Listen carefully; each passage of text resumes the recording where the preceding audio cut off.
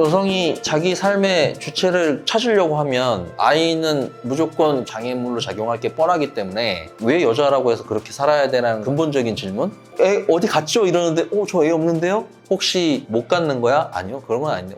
그럼 안 갖기로 한 거야? 라는 얘기가 너네는 애 없으면 못 사는구나. 아이를 매개체로 한 부부 생활이라는 건 어차피 빈 껍데기다. 지금도 와이프는 별로 아이를 갖고 싶은 마음이 없어? 네.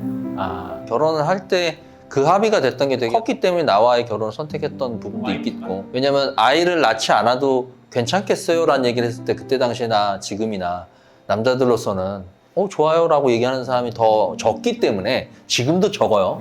그때는 당연히 더 적었고, 더군다나 나 정도 되는 나이를 가진 사람의 남자가 가정을 일구고자 했는데 한동안도 아니고 계속 나는 아이를 안 가질 건데요 라는 거에 대한 얘기에 오케이를 내릴 수 있는, 실제로 내 주변의 친구들 사이에서는 결혼하기 위해서 오케이를 했다가 결혼을 하고 나서는 당연히 무슨 소리야, 나는 그렇게 네가 얘기만 하는 줄 알았지 얘를 낳을 거라고 생각했어 라고 했던 사람들이 많았기 때문에 그런 부분들 때문에 나한테 매력적이라서 결혼을 했던 게 맞고, 와이프는 자기 캐리어를 더 쌓고 싶다라는 욕망이 되게 강했던 측면이 컸기 때문에 의류 쪽이나 디자인 쪽에 파트에서 일을 하는데 육아휴직이 가능해서 쉰다 하더라도 그렇게 1, 2년 사이에 텀을 쉬고 나면 그 동물적인 감각으로 그 패션계의 트렌드를 쫓아간다는 거, 성과를 내야 되는 거에 있어서 그건 어마어마한 마이너스고 복귀가 가능하냐? 라는 거에 대한 질문이 있기 때문에 한 1년 동안 쉬겠습니다라는 거를 그 조직이 못 받아들이는 것도 있겠지만 본인 스스로가 두렵죠. 그렇게 쉬고 오면 나의 커리어를 지키는 게 가능해? 내 삶을 온전히 내가 가고자 하는 방향으로 이끌고자 라고 하는 결론을 가지고 있었을 때는 임신과 출산은 어마어마한 도전이고 시험대죠. 너도 그러면 앞으로도 아이를 갖고 싶다는 생각은 안 할 것 같아? 한 가지 걱정되는 지점은 있어. 나이차가 크기 때문에 물론 나는 항상 그냥 미련 갖지 말고 출발하세요라고 얘기 항상 하지만 내가 혹시나 아내 곁을 지키지 못하는 순간이 길어질 때 그게 괜찮을까 이 사람한테. 그러니까 혼자 덩그러니 남아있는 사람들한테 과연 얼마나 따뜻할까. 자식이 있고 안정적인 가정의 울타리가 있다라고 하면 다 해결돼 라고 얘기하는 건 아니지만 너무나 열악한 상황으로 갈 게 뻔히 보이니까 걱정되는 건 있고, 그것만 아니라고 하면 저는 여전히 저도, 왜냐면 새로 태어나고 있는 아이들에게 친화적인 사회냐 했을 때 앞으로도 나아질 거라는 생각을 하지 못해요. 그리고 어느 정도 되는 계층을 유지하지 못한 사람들은 더더군다나 거기에 시달리게 될 거고, 그럼 그런 환경 속에서 자라는 아이들이 과연 행복한 내일을 경험할 수 있을까? 약간 도박 같은 생각이 들어서 사실 나는 아이를 이러한 세상에 내놓고 싶지 않아요. 그럼 아이가 없는 우리 같은 부부들한테 이 사회에 대해서 좀 대항하는 말이라던가 적어도 이렇게 보지 말았으면 좋겠다, 그런 것들이 있을까?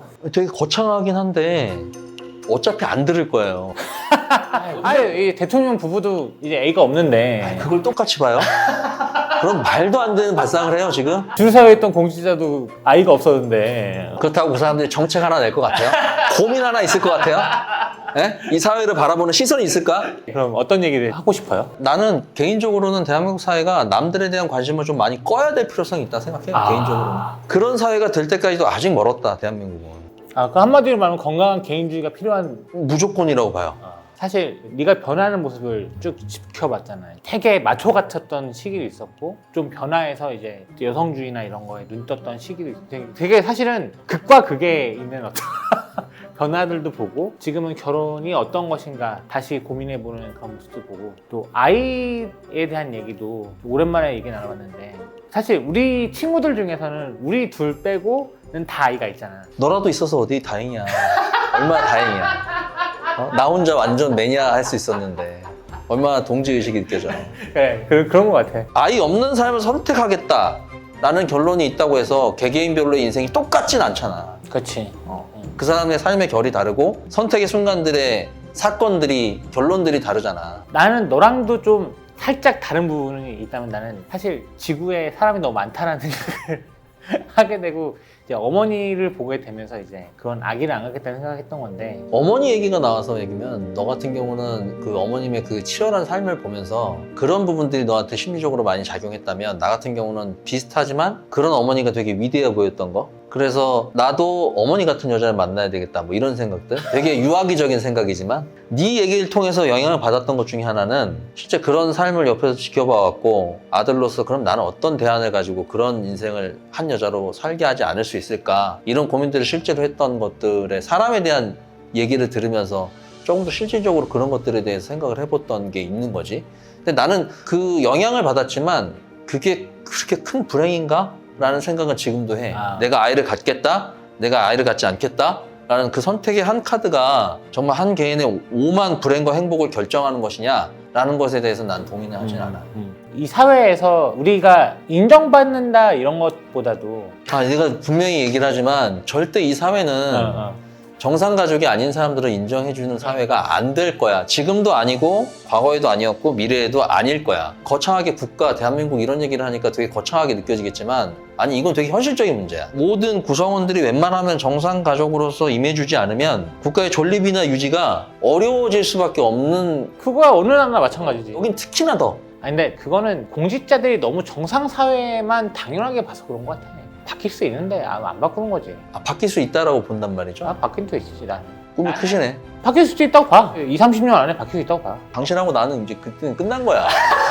무슨 뭐 20-30년 뒤에 나라가 좋아지고 그런 인식이 바뀌어갖고 뭔 소용이 있어, 뭔 의미가 있어. 그게 아니라 우리가 길을 개척하는 거지. 그런 프론티어의 삶은 절대, 그러니까 사람들이 봤을 때 회자되는 게 멋있게 회자돼서 그렇지 정말 거지 같은 삶이에요.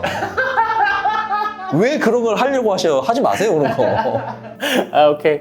하여튼 우리가 우리로 인정받는 사회가 되는 게 중요한 것 같다는 생각이 드네. 그냥 저는 관심을 꺼주시라. 그 정도만 해주시라. 그럼 너무 나이스할 것 같다. 관심 좀 꺼주시기 바랍니다, 여러분. 이 방송에는 관심 끄시면 안 되고.